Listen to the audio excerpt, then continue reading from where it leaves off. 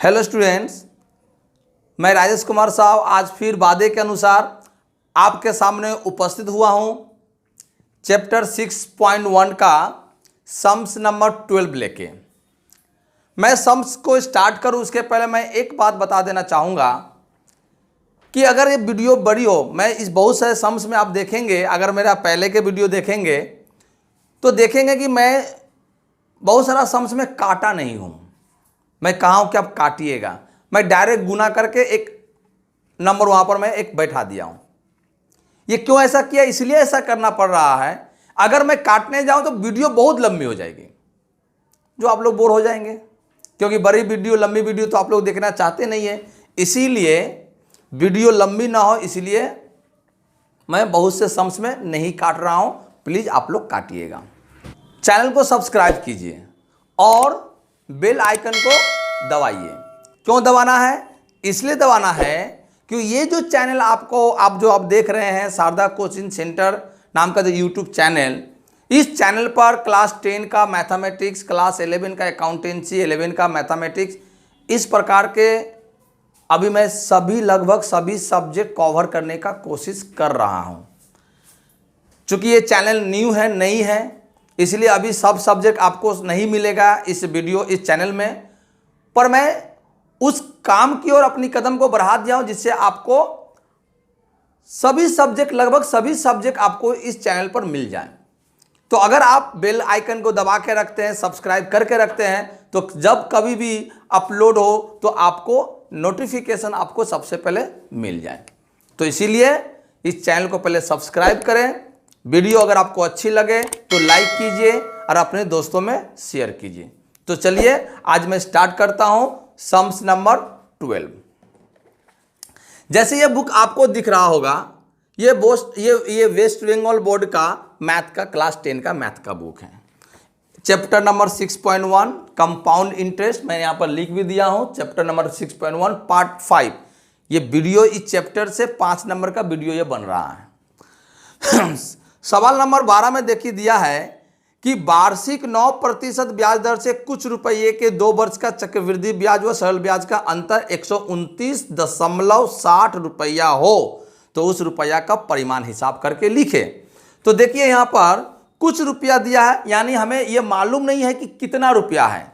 तो चलिए मैं यहां पर सवाल नंबर 12 लिखूंगा। माना मूलधन बराबर पी। रेट आपका है, यानी दर है आपका 9% और समय आपका दिया हुआ है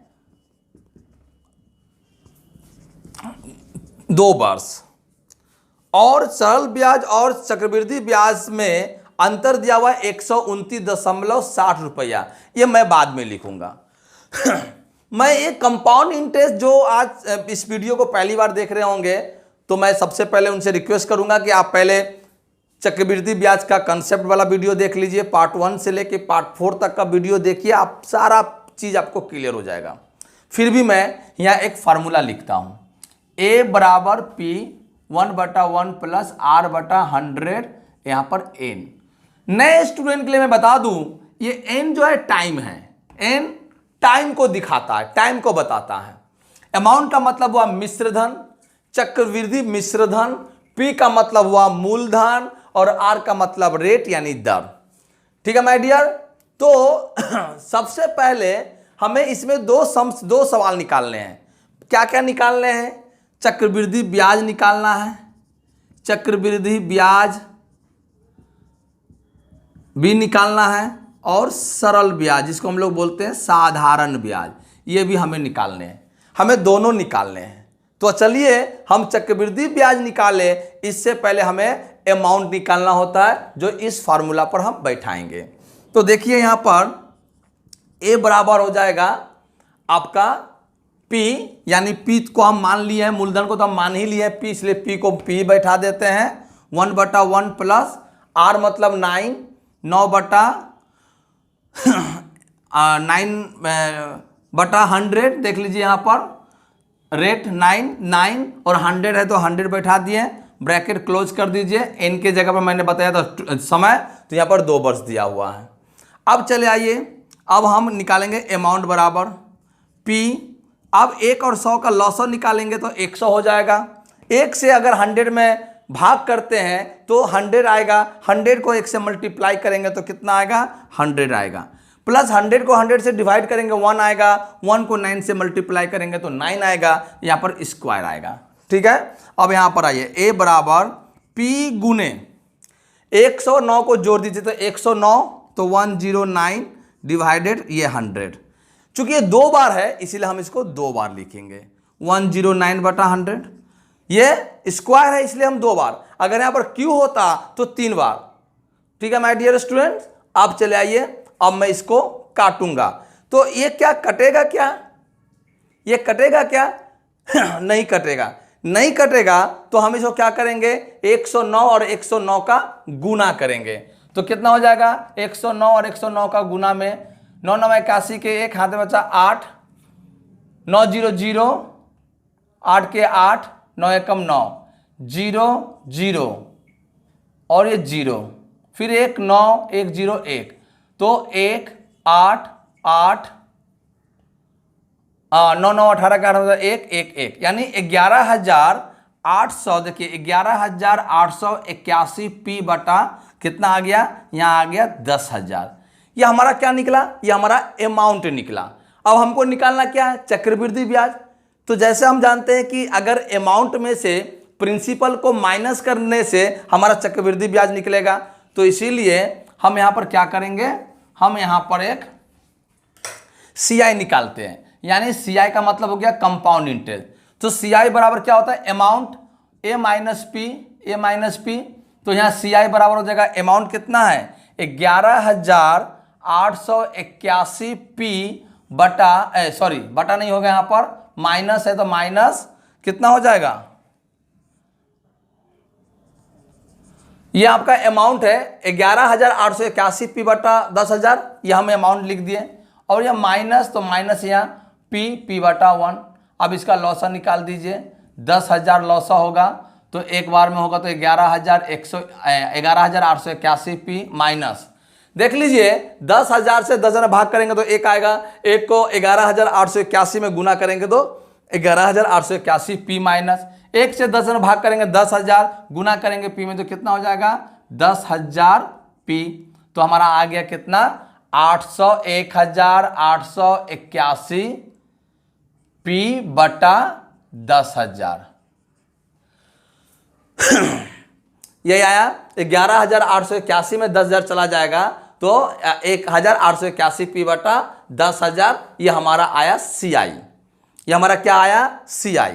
ठीक है, अब चले आइए SI का निकाल लीजिए, साधारण ब्याज। तो साधारण ब्याज के लिए फॉर्मूला क्या होता है? P गुने R गुने T, ये हमारा फॉर्मूला है बटा 100, यही है। तो चले आइए यहाँ पर हम कर लेते हैं। P कितना है? P मालूम नहीं, P है।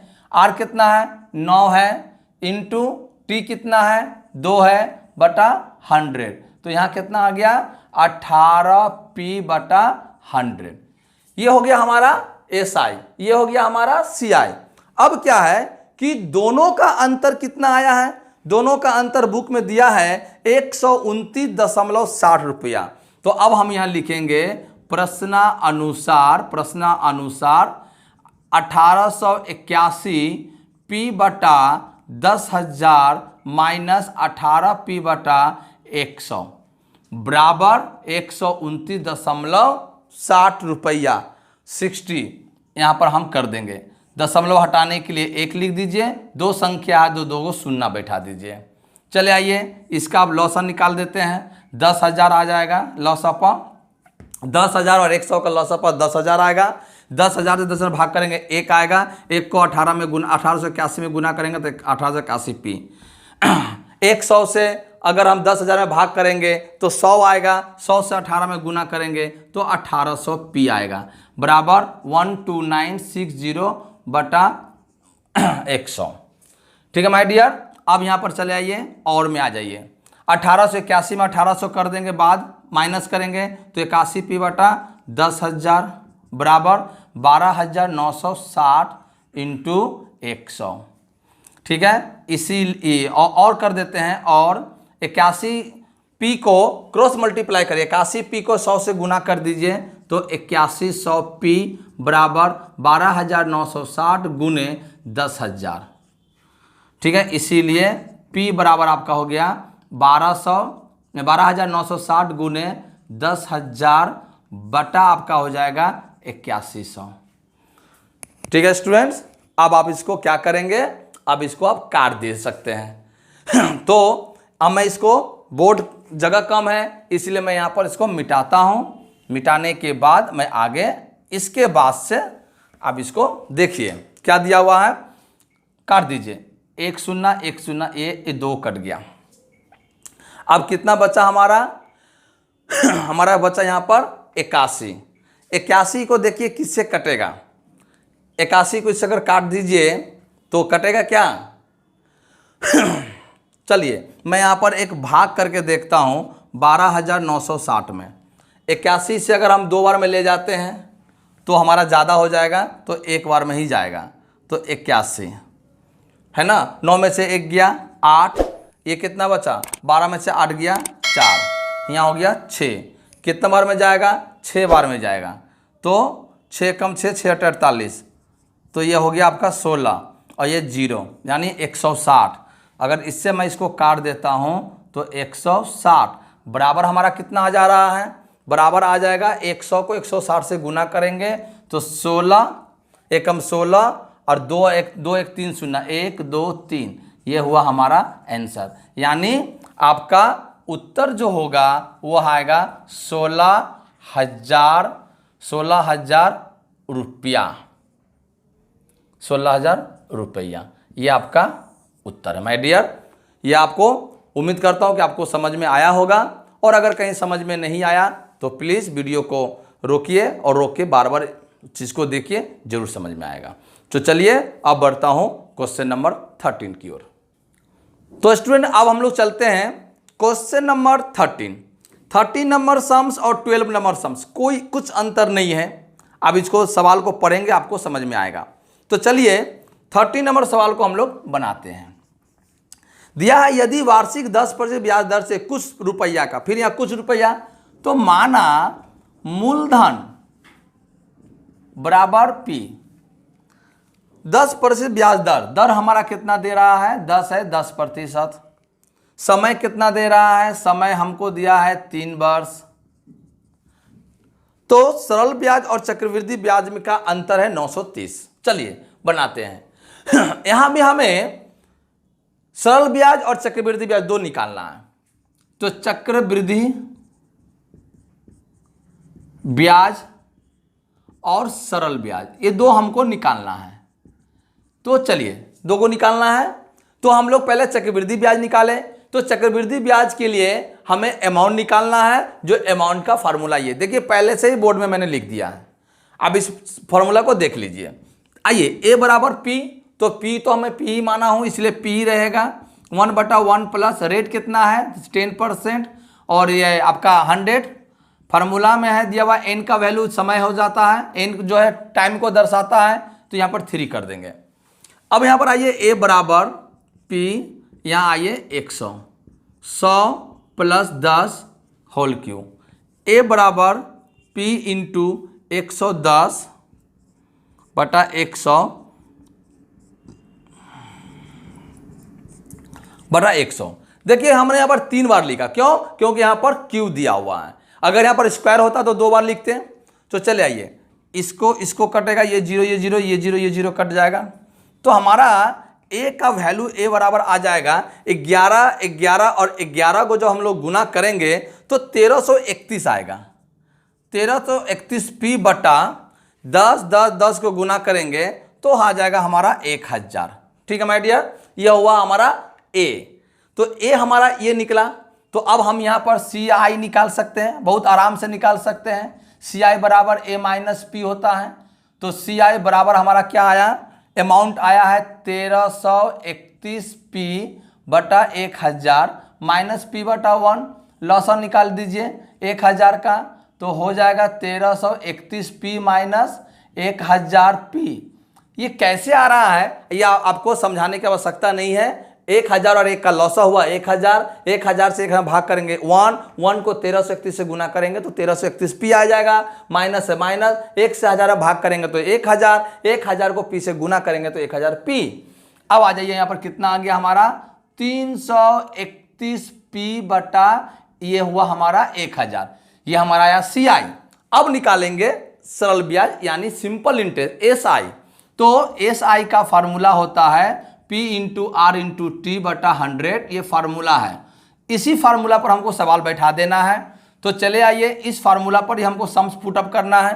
तो P का वैल्यू क्या है, P है, इंटू आर कितना दिया हुआ है 10 है, इंटू टाइम कितना है 3 है, और फार्मूला में है 100, ये 100 फार्मूला में है। तो इसको हम काटना हो तो काट दीजिए, ये जीरो काट दीजिए, तो कितना हो गया 3p बटा 10, ये हमारा क्या आया एस आई। अब कह रहा है कि दोनों का अंतर निकल कर आया 930, दोनों का अंतर। तो यहां लिखेंगे प्रश्नानुसार, प्रश्नानुसार में हो जाएगा 331p बटा 1000 माइनस 3p बटा 10, लॉसा निकालेंगे 1000, भाग करेंगे गुना करेंगे तो 331p, 1000 को 1000 से भाग करेंगे 1 आएगा, 1 से 331 गुना करेंगे 331p, माइनस 10 से इसको भाग करेंगे तो कितना आ जाएगा 100 आ जाएगा, 100 से 3 में गुना करेंगे तो 300p बराबर हो जाएगा 31p बटा 1000। सॉरी वहाँ पर एक चीज़ भूल हो रहा है, मैं यहाँ पर चेक कर लूँ, यहाँ पर आपको बराबर 930 लिखना मैं भूल गया था, यहाँ पर आप इसको लिख लीजिए 930 प्रश्नानुसार, इसमें से माइनस ये बराबर 930 जो आपके बुक में दिया हुआ है, इसको यहाँ पर ठीक कर लीजिए। और इसके बाद हम यहाँ पर निकाल लेंगे 930 बटा 1। चले आइए अब यहाँ पर और लिखेंगे 331 में 300 का माइनस करेंगे तो कितना आ जाएगा 31p बटा 1000 बराबर 930 बटा 1, गुना कर दीजिए 31p बराबर 930 गुने 1000, क्रॉस मल्टीप्लाई कर रहा हूँ, 31p को 1 से गुना किया, 1000 को 930 से गुना किया, गुना का चिन्ह दे दिए, इसीलिए p बराबर 930 इंटू 1000 बटा 31p। अब क्या हो जाएगा, सॉरी 31p नहीं 31 होगा क्योंकि p तो यहाँ आ गया। अब यहाँ पर काट दीजिए, 31 से कर जाएगा 3 बार में, राइट 3 नहीं 30 बार में कटेगा, 30 बार में 31 तिया 93 और ये 0 बैठ जाएगा, तो हमारा यहाँ आंसर आ जाएगा 30,000 रुपया। ये हुआ आपका सवाल नंबर 13 का 30,000 रुपया जो है इसका आंसर आया।